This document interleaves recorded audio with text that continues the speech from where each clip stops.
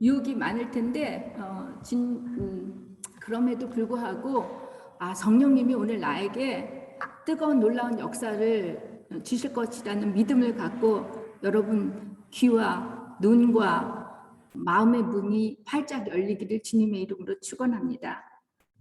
영국 출신으로서 18세에 이미 목사가 되어 설교의 황태자라고 부를 만큼 유명한 설교가인 분이 있습니다. 바로 찰스 스펄전 목사님입니다. 스펄전 목사님은 정통 청교도 출신 집안에서 태어났고 그의 할아버지와 아버지 모두 목사님이셨습니다.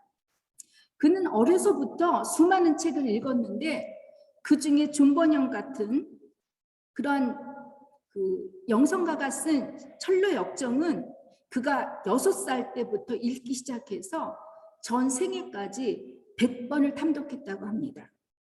암기할 정도로 수많은 신앙서적을 읽었고 자식들을 무척 사랑했던, 그러나 신앙에서만 엄격했던 부모님의 가정교육을 받고 성경 말씀대로 잘 지키려고 그렇게 살았지만 그의 청소년 시절은 매우 신앙적인 방황과 내적인 고뇌가 있었다고 합니다. 스펄전 목사님은 자신의 신앙적 방황기에 대해 이렇게 고백을 합니다. 나는 젊었을 때 약 5년간의 심히 괴로운 시기, 즉 암흑기를 지낸 일이 있었다. 어떤 사람이 하나님의 율법이 얼마나 두려운 것인지 절실히 느끼고 있다면 나는 그를 충분히 이해할 수 있다. 나도 그와 같은 느낌을 가진 적이 있기 때문이다. 여러분, 아무리 그가 성경 말씀대로 살려고 했고 십계명이나 율법들을 지키려고 최선을 다했지만 자신은 여전히 하나님 보시기에 폐역무도한 죄인이라는 것에서 벗어나지 못하고 괴로워했던 것입니다. 우리 자녀들이 사춘기나 청소년기에 스펄전 목사님처럼 이런 고민을 하고 있다면 얼마나 좋겠습니까? 그렇죠? 얼마나 이 시기가 힘들었는지 스펄전 목사님은 자신은 빛을 잃은 태양과 같고 그가 지은 죄는 혼돈과 공허와 흑암만이 존재하는 절망의 구렁텅이에 있었다고 합니다. 참 많이 힘들었을 것 같아요. 이 단어들을 보면. 그는 매주일 예배 참석해서 많은 좋은 설교를 들었어도 단지 좋은 말씀만 잘 들었을 뿐이지 그의 삶은 하나도 달라진 것이 없었다고 합니다. 왜냐하면 그가 진정으로 예수님을 인격적으로 만나지 못했기 때문입니다. 이렇게 방황하던 그에게 그의 전생애를 바꿔놓을 만한 획기적인 사건이 일어났는데 1850년 1월 6일 아침이었습니다. 주일 아침에 스펄전 목사님은 교회를 가려고 하는데 그날 눈보라가 너무 심하게 몰아치는 바람에 길이 온통 막혀 있기 때문에 도저히 교회를 갈 수가 없었다고 합니다. 그래서 그는 어쩔 수 없이 자기 집에서 아주 가까운 보잘것없이 작아 보이는 감리교회를 찾아갔다고 합니다. 그가 참석했던 교회 예배당에는 목사가 없었고 채 20명이 되지 못하는 사람들이 앉아서 예배를 드렸다고 합니다. 예배를 드리고 있는 중에 양복 점찍공 같은 아니면 구두 수성공과 같이 초라하게 보이는 사람이 단위에 올라와서 설교를 했는데 처음부터 끝까지 이 사람은 성경 말씀을 외우는 것처럼 외우다시피 이렇게 말씀만을 전했다고 합니다. 그의 설교 말씀은 이사야 45장 21절 땅끝의 모든 백성아 나를 앙망하라 그리하면 구원을 얻으리라고 하는 말씀으로 설교를 했는데 이분이 그 본문 말씀을 읽을 때 가방끈이 그렇게 길지 않았기 때문에 제대로 바로 읽지 못하고 서툴게 읽었다라는 그런 분이었습니다. 그가 전한 말씀은 다음과 같았다고 합니다. 친애하는 여러분, 이 말씀은 매우 간단합니다. 여기에 앙망하라고 하였습니다. 앙망한다는 것, 즉 바라본다고 하는 것은 결코 어렵거나 힘이 드는 것이 아닙니다. 우리가 어떤 것을 보기 위해서 한 다리를 들거나 손가락을 움직일 필요가 있습니까? 아닙니다. 그저 바라보기만 하면 됩니다. 우리는 모든 방법을 배우기 위해 대학 같은 곳에 다니거나 고등교육을 받을 필요도 없습니다. 어린 아이도 볼 수 있습니다. 그런데 여러분은 모두 자기 자신만을 바라봅니다. 봐야 아무 소용도 없는 자기 자신을 바라본다고 자신의 문제가 해결됩니까? 결코 그렇지 않습니다. 예수를 보십시오. 지금 당장 그를 보십시오. 그리고 계속해서 그는 교우들을 향해 예수 그리스도는 나를 바라보라. 나는 십자가에 매달렸다. 나를 바라보라. 나는 핏방울을 떨어뜨리다. 보라, 나는 죽어 장사되었다. 나를 바라보라. 나는 살았다. 나는 승천했다. 나는 아버지 오른편에 앉아있다. 나를 바라보라. 오, 나를 바라보라. 이렇게 설교 말씀을 전하면서 강당 바로 밑에 앉아있는 슬펄전을 향해서 청년이여, 당신은 왜 그렇게 가련한 모습을 하고 있소? 지금 이 시간에 성령 말씀에 순종하면 당신은 구원을 받을 수 있소. 청년이여, 예수를 바라보시오. 지금 바라보시오 라고 했다는 거예요. 그 순간 슬펄전 목사님은 놀라서 예수님을 바라봤대. 그때 슬펄전 목사님의 가슴에 꽉 차 있던 구름은 거치고 영혼의 구원의 빛이 비추었다고 합니다. 여러분은 이처럼 성경 말씀을 읽다거나 기도를 할 때, 또 혹은 설교 말씀을 들었을 때, 또 목장에서의 나눔을 나눴을 때 슬펄전 목사님과 같은 체험을 경험해 보신 적이 있습니까? 슬펄전 목사님이 예수님을 인격적으로 만나기 전까지 그는 단지 예수를 머리로만 알았어요. 그런 인물이 오늘 본문에 등장하죠. 누구입니까? 아볼로입니다. 그래서 오늘은 여러분과 함께 아볼로라고 하는 이 인물을 통해서 어떻게 하면 예수님을 우리가 아는 신앙에서 한 발 더 나아가 예수님을 믿고 체험하는 신앙인이 될 수 있는지에 대해서 나눠보고자 합니다. 그리고 슬펄전 목사님이 그랬던 것처럼 신앙생활을 하는 것이 단지 습관적이고 관습에만 젖어 있는 것이 아니라 또 우리의 믿음이 마치 퇴색된 낙엽처럼 메말라 당장 부서질 것 같지만, 그러나 여러분, 오늘 이 말씀을 듣는 중에 여러분께서 성령의 충만함, 기쁨이 회복되기를 축원합니다. 그리고 아볼로처럼 여러분 모두가 복음의 일꾼으로 쓰임받기를 주님의 이름으로 축원합니다. 조금 전에 우리 김동열 목사님, 집사님께서 찬양을 일도한테 주님 저를 써달라고, 저를 보내달라고 그 복음 찬양 부를 때 여러분 진정 그런 마음으로 부르십니까? 아멘이죠? 감사합니다. 예, 그렇게 쓰임 받기를 주님의 이름으로 축원합니다. 왜 권집사님만 아멘 하실까요? 모두가 아멘입니까? 아멘. 지난주에 우리는 바울의 2차 선교 여행을 마치기 위해 그를 파송한 스리아 안디옥 교회로 가기 전에 예배소라는 도시에 들러서 복음을 전했다고 우리는 말씀을 나눴습니다. 그리고 그가 예배소에서 말씀을 전했을 때 많은 사람들이 은혜를 받고 바울에게 조금 더 있어주기를 부탁했지만 바울은 주님의 뜻이라면 언젠가 다시 만날 수 있게 될 것이라는 그런 말을 남기고 스리아 안디옥으로 떠났다고 우리가 나눴습니다. 이때 바울은 고린도에서부터 줄곧 함께했던 브리스길라와 아굴라 부부와 헤어졌습니다. 오늘 본문 말씀은 바울을 떠나보내고 홀로 예배소에 남았던 브리스길라와 아굴라 부부가 아볼라라고 하는 당대의 지식인이고 현인인 그런 신학자를 만나서 그에게 복음을 전하고, 이 아볼로는 후에 고린도 교회의 목회자로서 부르심을 받게 되었다는 이야기입니다.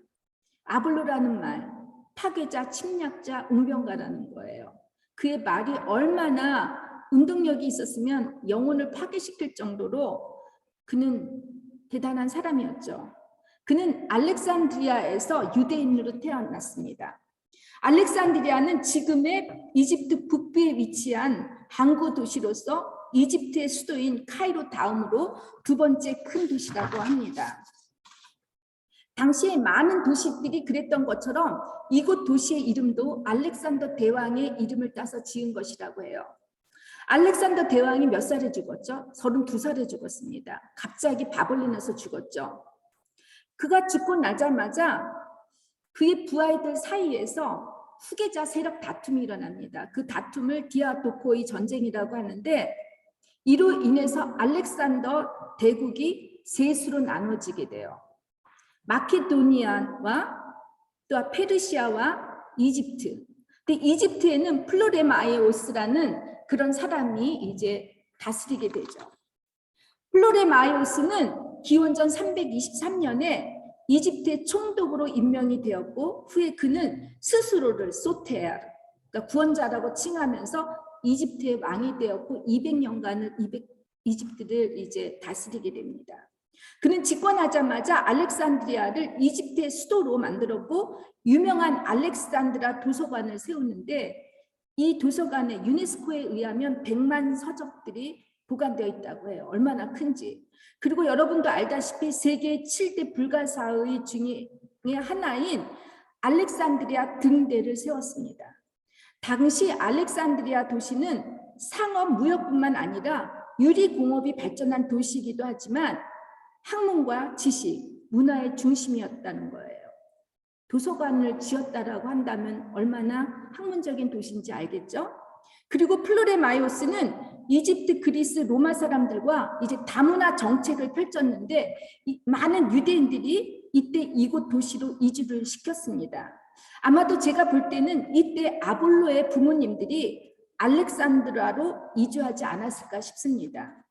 알렉산더 제국이 로마에 패하고 로마 제국이 이집트를 지배할 때 알렉산드리아는 로마의 뒤를 이은 제2의 큰 도시가 되었어요. 그래서 그런지 당시에 알렉산드리아의 시민권을 받는 것이 로마의 시민권을 받는 것보다 더 낫다고 생각할 정도로 이 알렉산드라 도시에서 사는 것이 매우 좋았다라는 것입니다. 여러분, 우리가 알렉산드라 하면 우리 기독교에서도 잊지 못하는 것이 있어요. 여러분들이 지금 신약 성경을 갖고 있는데 이 신약 성경은 그리스어로 번역이 된 거죠. 근데 구약 성경이 원래 히브리어로 써여졌잖아요. 이 히브리어로 된 구약 성경을 70인 사람들이 모여서 70인 성경, 그래서 그리스어로 이거를 번역을 하고 출간한 것이 바로 이곳입니다. 그리고 로마 공의회, 예루살렘 공의회와 버금갈 정도로 알렉산드리아에서 공의회가 일어났다라고 하는 것은 서아시아에서 이곳이 기독교의 중심지였다라는 것입니다. 이런 문화적이고 학문적인 분위기의 도시에서 아볼로가 태어났으니 그는 헬라 문화와 이브리 문화는 물론 수사학, 천문학 등 많은 교육 혜택을 받을 수 있었을 거예요. 거기다가 천부적인 언변의 재질을 가졌다면 그리고 성경에 능통했다는 사람이라면 얼마나 대단한 학자였겠습니까? 한마디로 복음의 진리를 전파하는데 리더자로서는 완벽한 자질을 갖춘 사람이었다는 거예요. 저도 이런 자질을 갖추기를 바라지만 그 사람의 제가 다 그 정도로 가겠습니까? 그는 일찍이 주님에 관한 예수님께서 가르쳐 주신 말씀들을 배워서 알고 있었기에 예수에 대해서 열정적으로 말하고 가르쳤다고 합니다. 그가 달병가이니까 여러분 얼마나 재미있게 잘 가르쳤겠습니까? 그러나 그는 세례 요한의 죽기까지만의 예수를 알았습니다. 예수에 관해서 다 알지 못했다는 거예요. 예수께서 귀신을 쫓고 병을 고치고 기적을 행하고 또 예수님의 가르침만 산상수훈 같은 것을 알았지만 예수님께서 어떻게 십자가의 고난을 당하셨는지 어떻게 부활하셨는지 왜 예수가 그리스도이어야만 하는지 또 우리를 구원해 줄 메시아인지를 전혀 알지 못했다는 겁니다. 여러분, 저는 지난 목요일 친구 부부를 만나서 이제 식사를 같이 했습니다.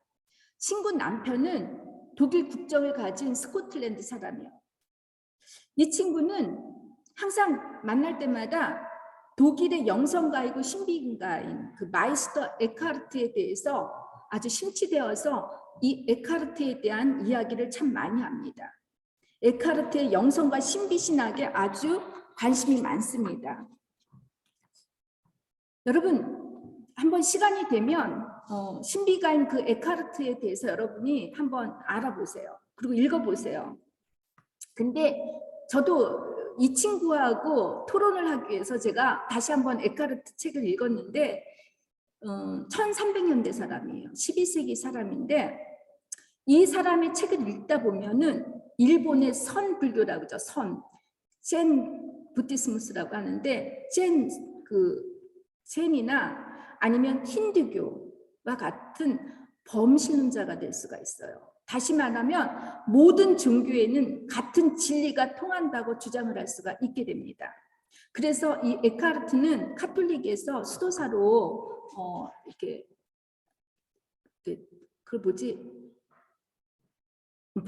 파열이 되게 돼요. 이들이 주장하는 게 뭐냐면 불교도 그렇잖아요. 자기를 비우고 내려놓을 때 신을 만날 수 있다는 거예요. 이 친구가 하는 말이 예수님께서 십자가에 내 뜻대로 하지 마옵시고 아버지 뜻대로 해달라고 이렇게 자신을 고백할 때 예수님이 자신을 비움으로써 내려놓음으로써 하나님을 만났다라는 것, 하나님과 하나 됐다라고. 그러면서 우리 모두는 하나님을 만나기 위해서는 우리가 갖고 있는 모든 것들을 비워야 된다고 그렇게 주장하는 친구입니다. 그럴싸하죠, 그죠? 그래서 저는 이 친구에게 칼림, 너는 예수를 누구라고 생각하니? 너는 예수의 부활을 믿니? 하라고 제가 이야기를 이렇게 물어봤습니다. 그랬더니 이 친구가 하는 말이 자신은 예수가 실제적으로 존재했는지, 역사적으로 존재했는지 안 했는지는 자기는 잘 모르겠대요. 그런데 예수가 가르친 그 가르침의 매력이 있다는 거예요. 그리고 예수의 부활은 어떤 역사적인 사실이 아니라 상징이라고 이렇게 자기는 받아들인다는 거예요. 그리고 또 이 친구는 하나님 나라는 우리의 마음에, 예수님이 그러죠. 제자들이 하나님의 나라가 도대체 어디 있습니까? 하니까 여기도 저기도 아니고 너희들 마음에 있다라고 하는 이 말씀을 인용하면서 하나님의 나라는 우리의 육체가 존재하고 있는 한 동안에만 천국이 가능하다라고 이렇게 믿고 있어요. 그러니까 죽었을 때의 사후가 이 친구에겐 중요하지가 않다는 거죠.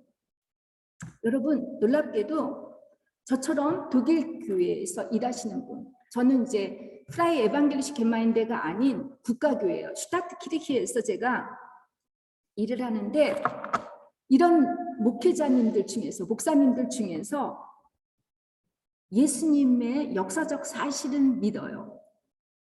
근데 예수의 부활을 믿지 못하는 분들이 상당히 많이 있습니다. 예수의 부활을 역사적 사실이라기보다는 상징으로 본다는 거예요. 여러분도 다 알다시피 독일에서는 목사가 되는 것이 참 어렵습니다. 그 공부하는 이 연도수도 너무 길지만 보통 3개 국어 이상을 할 수 있어야 하고 그렇기 때문에 독일이 아무리 목사에 대한 대우가 좋다 할지라도 목사가 없어요. 신학교가 요즘에 텅텅 비어가지고 목사할 사람이 별로 없다라는 거예요. 올해 그 마크레플라 란트 이 지역이 제가 한번 얘기했을 거예요. 44개의 기독교가 있는데 18개의 교회가 목사가 없어요. 그러면 이번에 이 바덴주에 목사 안수받는 사람이 몇 명이냐? 8명인가 6명밖에 없다라는 거예요. 그러면 이 교회, 저희 교회가 지금 4교회에서 3교회가 목사가 없는 판국인데 여러분 단지 공부가 힘들어서 목사 되기가 힘들어서 목사가 없는 거라고 저는 보지 않습니다. 이건 하나의 핑계에 불과하죠. 부활한 예수님을 믿지도 인정하지 않는 신학대학의 교수들이 수없이 많아요. 저도 신학 공부를 할 때 첫 학기 때 신학과 교수님이 예수님이 동정녀에게 태어난 것을 부인을 하니까 아이들이 떨어져 나갔어요. 도저히 믿지 못하겠다고 떨어져 나갔어요. 지금 독일 교회는 제가 여기 왔을 때만 해도 9,000명의 소속인데 6,900명으로 줄었고 이제 2030년에는 여러분 30%가 줄어들어서 모든 목사님들이나 교회를 지금 다 줄이기 시작하고 있어요. 이렇게 부활의 예수를 믿지 못하는데 어떻게 교회가 발전할 수 있겠습니까? 영적으로 죽어갈 수밖에 없습니다. 많은 목사님들이 예수를 알지만 역사적 예수만을 알고 예수의 부활을 믿지 못하니까 그렇다면 예수를 믿는 것이 아니죠. 여러분들은 예수님을 믿습니까? 믿습니까? 제가 또 독일 목사님들하고 한 달에 한 번씩 컨퍼런스를 가질 때마다 제가 기가 죽는 게 있어요. 이분들 정말 말 잘해요. 그래서 독일 목사님들이 사용하는 언어 투가 있어요. 이렇게 쩍쩍대는 말들. 응? 이렇게 풀어지는 말이 아니에요. 우리나라는 풀어지는 말인데 독일은 이 풀어지는 말을 함축해서 쩍쩍대는 말로 사용하는 게 있는데 정말 말들 잘해요. 책들 독서량 엄청나요. 참 대단하다라는 느낌을 받게 될 때가 있는데 이런 분들이 어떤 분입니까? 아볼로 같은 사람 아닙니까? 여러분 생무살인을 아니는 말이 있습니다. 생무살인. 이 말은 의술에 서투른 사람이 치료해 준다고 하다가 사람을 죽이게 한다는 뜻인데 우리나라 속담에 선무당이 사람을 잡는다라는 말 있죠. 굿을 잘못하는 거야. 무당이 무당도 아닌데 굿을 잘못해서 사람을 죽일 수 있다는 그런 뜻인데 여러분 우리 기독교는 예수를 알고 예수의 가르침을 아는 것에서만 끝나는 것이 아닙니다. 살아있는 종교, 죽음이 없는 신앙은 여러분 예수를 직접 만나는 경험, 체험할 수 있어야만 합니다. 믿습니까? 여러분이 주님을 아는데 체험이 없다면 그것은 여러분 죽은 신앙이 될 수밖에 없습니다. 철학에서 인식론이라는 게 있어요. 제가 철학을 했기 때문에 여러분 약간 어렵겠지만 잘 들어보세요. 우리가 무엇을 알고 있는지 만일 우리가 알고 있다면 어떻게 알았고 우리가 안다는 것을 어떻게 알 수 있는가라는 물음을 갖는 일종의 그 철학의 한 분파입니다. 예를 들면 강대상이 있죠. 이 강대상을 왜 우리는 아는지 이 강대상이 어떻게 해서 존재하는지 왜 강대상이라고 하는지에 대한 것을 우리가 이제 물어보는 학문이에요. 그런데 인식론에서 가장 중요한 게 무엇이냐면 바로 경험, 체험입니다. 내가 알고 있다는 것, 그것은 사실이죠. 그렇죠? 이 강대상 사실입니까? 아닙니까? 사실이에요. 존재하고 있습니다. 내가 만질 수 있고 우리는 강대상이라고 하는 우리들만의 언어로 이 강대상이라는 이름을 붙였습니다. 근데 이게 강대상이라고 인정하는 것, 야 이건 강대상이야 라고 인정하는 것이 바로 믿음이라는 거예요. 사실이 있다는 것을 알고 또 그 사실이 사실이라는 것을 믿지만 여러분 이게 강대상을 체험하지 않고 강대상이라고 할 수는 없어요. 우리가 강대상에서 만져보고 보고 눈으로 봤을 때 이것을 강대상이라고 우리가 고백할 수 있는 것처럼 여러분 우리가 알고 그게 사실이고 강대상이 사실이고 이게 사실이라는 것을 믿는다 할지라도 이 강대상을 우리가 만져보지도 보지도 않았다면 우리의 믿음은 여러분 가짜라는 거예요. 제 예화가 정말 어렵죠. 여러분이 좋아하는 하나의 돈으로 제가 하나 예화를 들게요. 여러분 돈 좋아하죠? 그렇죠? 우리 이은미 집사님 고개를 끄덕이는데 솔직해 주셔서 너무 감사해요. 여러분 돈을 좋아하니까 제가 하나 예를 이제 돈으로 들어보겠습니다. 여러분 은행에 돈이 있어요? 없어요? 뭐 마이너스라도 은행에 통장에 돈이 다 있죠. 그렇죠? 이거는 사실이고 팩트예요. 그렇죠? 그런데 이 돈을 여러분이 자동 현출기에서 비밀번호를 넣고 돈을 빼는 것, 인출하는 것이 여러분의 믿음이라는 겁니다. 내가 돈이 있기 때문에 내가 내 비밀번호를 가지고 눌러서 돈을 빼는 거예요. 거기까지는 우리는 다 될 수가 있어요. 그런데 여러분, 그 돈을 쓰지 않으면 무슨 소용입니까? 돈이 종이 쪽지에 불과하죠. 돈을 찾았을 때 내가 이거를 씀으로써 돈의 가치를 경험하는 것, 이것이 바로 체험이라는 것입니다. 이해하셨습니까? 우리 권 집사님은 고개를 끄덕끄덕 대는데 이해하셨죠? 여러분, 체험은 아는 것과 믿는 것을 통해서 얻어진 가치입니다. 돈의 가치는 내가 직접 돈을 써봤을 때 그 가치를, 그 효과를 알 수 있는 것처럼 여러분, 돈을 사용하지 않으면 아무것도 몰라요. 이것처럼 우리 믿는 것, 이 믿는 것을 우리가 체험할 때 이 가치를 우리가 경험할 수 있다는 거예요. 예수님의 가치를. 히브리서 기자가 히브리서 9장 15절에서 17절에 이렇게 말씀을 해요. 유언이 효력을 나타내려면 그 유언을 쓴 사람이 죽었다는 사실이 증명되어야 한다. 이렇게 말을 합니다. 그 사람이 살아있는 한 유언은 아무 쓸모가 없고 오직 죽은 후에만 쓸모가 있다고 이렇게 말씀하셨습니다. 여러분, 주님께서 우리에게 유업을 주셨죠. 영원한 생명. 그렇죠? 그런데 이 유업은 주님이 죽으셔야만 우리가 그 유업을 받을 수 있는 거죠. 그렇지 않습니까? 근데 그 유업을 받았으면 그것만 받고 있습니까? 그걸 우리가 써야 되잖아요. 우리 부모님이 저에게 뭐 줄 재산도 없지만 만약에 우리 부모님이 저에게 유산을 주셨다고 해봐요. 근데 그 유산을 제가 쓸 수 있는 건 우리 부모님이 죽어야만 가능해요. 암만 뭐 그 뭐라 하지 유언을 써놨다 할지라도 우리 부모님이 죽지 않으면 그거 제가 쓸 수 없어요. 부모님이 돌아가셔야지만 제가 그 유언을 효력이 있고 그걸 쓸 수가 있는데 우리 부모님이 돈을 줬는데 제가 그걸 안 쓰고 꽁꽁 묶어 있어요. 죽었다고 생각해봐요. 그러면 효과가 없는 것입니다. 마찬가지로 여러분이 주님께서 십자가에 돌아가셨고 우리에게 영원한 생명을 유업으로 주셨다면 그 유업을 우린 그 유업 하나님의 자녀 또 영원한 생명 이 모든 것이 유업이라면 우리는 그 유업을 받은 자로서 써야지만 되는 거예요. 경험해야지만 그 가치를 알 수 있다는 거예요. 아무리 우리가 예수를 믿는다고 또 주님의 십자가 사건을 부활을 믿는다고 하지만 내가 그것을 직접 경험하지 않을 때 하나님과 인격적으로 만남이 없다면 여러분 그 가치를 모르기 때문에 우리의 신앙은 도루묵이 될 수가 있어요. 늘 반복해서 죄를 짓는 거죠.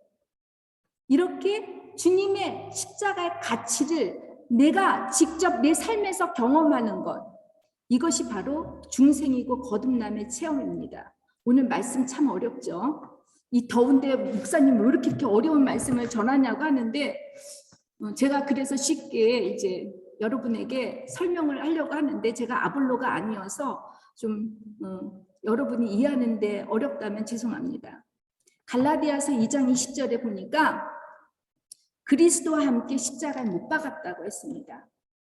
주님께서 우리 죄인을 위해 십자가에 못 박힌과 동시에 믿는 우리도 주님의 십자가에 못 박혔다라는 거예요. 그리스도의 죽음이 곧 우리의 죽음입니다. 여러분 이 사실을 믿습니까? 믿습니까? 믿습니까? 근데 여러분 죽었는데 왜 이렇게 말이 많으십니까? 왜 불평불만을 많이 하시고 그러십니까? 응? 왜 걱정하십니까? 우리 죽었는데. 우리가 죽지 않고 살려고 하니까 내 자아가 다시 살아나서 옛사람으로 돌아가려고 하는 것입니다. 2000년 전에 주님이 십자가의 고난이나 부활의 사건이 여러분 체험을 통하지 않으면 2000년 전의 사건에 불과하는데 내가 그 가치를 체험할 때는 바로 지금 그 체험에 일어나는 사건 그것이 지금 일어나고 있다는 거예요. 그것이 2000년 전의 죽음이 아니라 바로 이 시간 여러분 앞에서 주님의 십자가를 돌아가시고 부활하신 것이 지금 현재 일어난다라는 것입니다. 믿습니까? 여러분, 이 세상에서 가장 먼 거리는 어딘지 아십니까? 가장 먼 거리는 머리에서 가슴까지래요. 여러분이 예수님을 지식적으로만 아는 것이 아니라 마음으로, 내 삶으로 아는 것까지, 이 머리에서 지식적으로 아는 것이 내 마음의 역사하기까지는 너무너무 오래 걸린다라는 거예요. 우리가 예수 그리스도를 알고 그분을 믿을 때 체험할 수 있는 것입니다. 이 체험은 하나님에게 있는 것이 아니라 우리 각자에게 달려 있습니다. 체험하고 싶습니까? 체험하셨습니까? 그렇다면 여러분 모두가 성령의 충만함으로 체험을 하실 수 있으리라고 믿습니다. 그러면 주님을 알고 믿는데 어떻게 하면 체험할 수 있느냐고 이렇게 물어보시는 분이 있는데, 첫 번째는 성령의 도우심과 인도하심, 역사함이 있어야 합니다.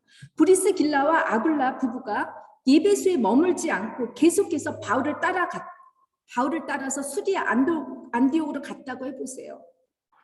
아볼로를 만날 수 있겠습니까? 있었겠습니까? 못 만났죠. 바울과 브리스길라, 아굴라 부부가 고린도 교회를 떠나서, 그리고 떠나고 나니까 그 고린도 교회는 마땅한 사역자가 없었을 것이에요. 그래서 성령님께서는 아볼로가 고린도 교회의 사역자로 세우시기 위해 브리스길라와 이미 아굴라를 에베소 교회에 남겨놓으신 것입니다. 이것이 성령의 인도하심이죠. 둘째는 공동체의 양육을 통해서 우리가 체험할 수 있습니다. 아볼로는 성실한 사람이었던 것 같아요. 그는 어려서부터 예수의 말씀을 배웠고 열심을 다해 회당에서 사람들에게 가르쳤어요. 이 회당에 브리스길라와 아굴라가 찾아온 것이죠. 이 브리스길라와 아굴라가 양육을 바울로부터 고린도에서 1년 6개월간 함께 자고 먹고 천막을 만들면서 양육을 받았던 사람들이에요.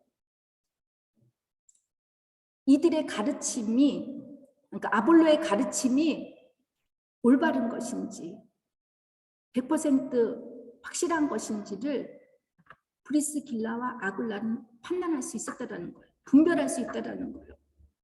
여러분, 우리는 성령의 뜨거운 체험을 받기 위해서는 공동체가 필요합니다. 제가 공동체가 필요한지 수없이 이야기를 했는데, 스펄전 목사님도 교회에서 그 체험을 했듯이, 여러분, 우리의 나눔 속에서 말씀을 전하는 이 설교 말씀 속에서 그러한 하나님의 충만함, 성령의 충만함을 통해서 우리는 그리스도의 살아계심을 체험할 수 있다는 것입니다. 그래서 양육 참 필요해요. 저는 목장 나눔을 지난번에 보면서 얼마나 여러분들께서 성실하게 진실하게 말씀을 나눠주셨는지, 우리 교회는 아마 그래서 되게 성숙한 신앙인들이 많은 것 같습니다. 이제 마지막으로는 겸손을 통해서 우리는 경험할 수가 있습니다. 브리스길라와 아굴라는 그 회당에서 큰 소리로 너 이거 틀렸어 하고 지적하지 않았어요. 하나님 도에 가르치고 있는 아볼라에게 따지지 않았습니다. 그를 은밀하게 자기 집으로 초대해서 예수의 알지 못하는 그것들을 아볼라에게 양육해 줬다는 거예요. 여러분, 이게 지혜가 아니고 지혜고 배려죠. 여러분들 제가 이제 10만 간다고 한다면 오시는 거 되게 꺼리는 분들이 있어요. 내 사생활 보여주고 싶지 않은 분들이 계시죠. 내 집에 들였다라는 것은 내 사는 모습, 나의 그 모습을 그대로 보여주는 것입니다. 삶의 현장으로 직접 초대했다라는 거예요. 그래서 여러분, 저를 초대하라는 말은 절대로 아닙니다. 자, 브리스길라와 아굴라가 또 오랫동안 그 유명한 사도 바울을 만났고 1년 6개월 동안 교제를 가졌다면 아마 친분을 자랑했겠죠. 나는 누구야 이렇게 아는 사람인데 절대로 그러지 않았어요. 그저 자신의 삶에서 일어났던 경험했던 그 체험을 가지고 또한 양육을 받았던 그 말씀을 가지고 아볼라에게 복음을 전했다는 것입니다. 또 아볼라는 어떠했습니까? 그 또한 겸손했어요. 당대의 지신이고 구약 성경을 꿰차고 알 수 있을 정도의 신학자임에도 평범하게 천막 만드는 사람들의 양육에 자존심을 상해하거나 자신의 생각을 고집하지 않았습니다. 그렇게 오랫동안 열심을 다해 회당에서 말씀을 전하고 가르쳤지만 정작 자신이 알지 못했고 깨닫지 못했던 그 예수의 복음을 인정했습니다. 그리고 인정하니까 그는 브리스길라와 아굴라의 복음을 받아들였던 것이죠. 그리고 어떻게 했습니까? 그가 지금까지 쌓아왔던 모든 스펙이나 지식들, 자신의 의를 부정하게 되고 그것이 아무것도 쓸모가 있는 것이 아님을 깨달을 수가 있게 되는 것이죠. 브리스길라와 아굴라 그리고 아볼라, 이들의 아름다운 신앙의 겸손과 모범적인 모습을 에베소 교우들은 고린도 교회에 편지를 써서 아볼라가 고린도 교회의 사역자로 적임자라고 이렇게 추천을 해주고 격려해주죠. 고린도로 건너간 이 아볼라는 힘있게 말씀을 전함으로써 많은 그리스도인들이 힘을 얻었다고 합니다.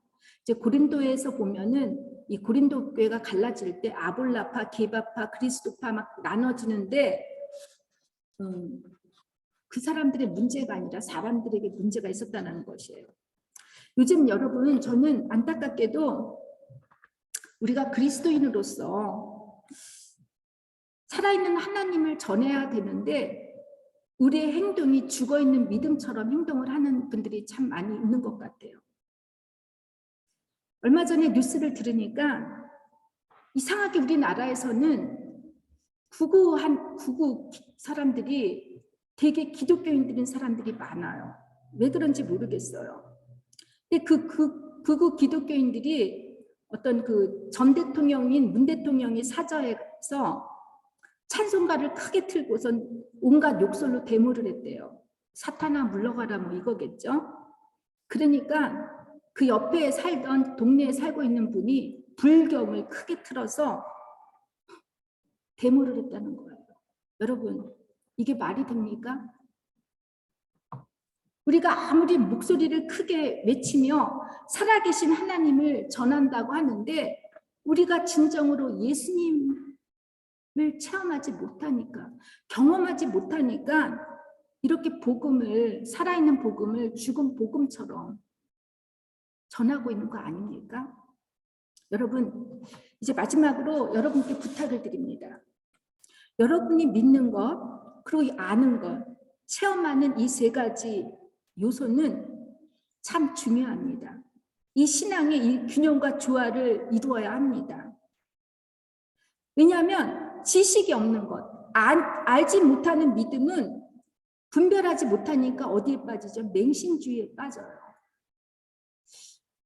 제 동생이 태국에 있는 동생하고 통화를 했는데 그 동생의 친한 목회자 중에 한 분이 말을 못 하더래요. 전화를 해도 못하고 연락도 안 돼서 나중에 알아봤더니 이 어머니께서 신천지에 빠졌대요. 그러니까 목사니까 그 얘기를 못하는 거야, 사람들한테. 근데 그 어머니가 예전에 그 누구지? 일본 그 수상 죽은 사람 있죠. 아베.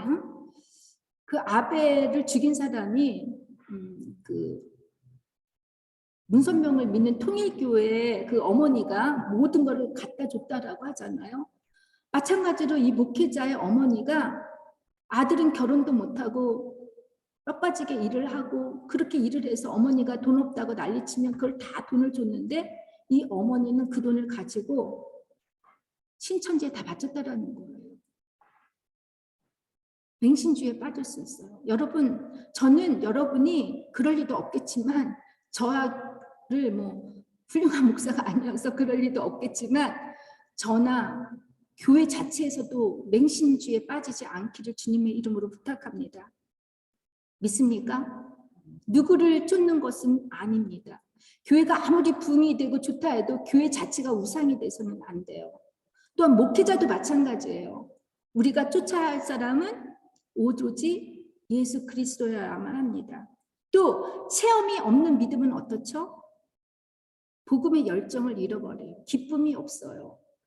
그저 습관적으로 교회를 다니고 또 내가 교회 안 가면 뭐 벌 받을까? 뭐 잘못될까? 두려워서 가는데 이런 거 아닙니다. 여러분 고린도전서 13장 12절의 말씀을 갖고 이제 말씀을 맺겠습니다. 바울은 그렇게 얘기하죠. 내가 부분적으로 아나 그때는 주께서 나를 아신 것 같이 내가 온전히 알리라. 이렇게 말씀하셨는데 여러분과 저는 주님이 우리를 온전히 안 것처럼 여러분과 저도 주님을 온전히 알기를 주님의 이름으로 축원합니다. 그리고 그 온전히 주님을 알 때 살아계신 하나님께서 여러분 각자의 심령에 찾아오셔서 역사해 주실 줄 믿습니다. 이 체험을 통하여 여러분 감사하고 이 감사가 여러분의 간증이 되어서 많은 영혼을 살리시기를 주님의 이름으로 축원합니다. 기도하겠습니다. 주님 참으로 감사를 드립니다. 주님은 우리에게 알 수 있는 또한 믿을 수 있는 그리고 체험할 수 있는 모든 것을 허락했습니다. 특별히 체험할 수 있는 것은 우리 각자에 달려있다고 합니다. 특별히 우리 이렇게 여름 맞이하고 또한 1년 중에서 반년이 지나갔는데 아직도 우리의 믿음이 그 어린 아이처럼 제자리에 머물러 있다면 하나님의 시간 각자의 마음속에 또한 주중에 하나님의 살아계심을 경험하며 주의 음성을 듣고 회복할 수 있는 놀라운 역사가 일어날 수 있도록 주여 역사하여 주시옵소서. 예수님의 이름으로 기도를 드립니다. 아멘. 이제 우리 다 같이 성만찬을 하겠습니다. 우리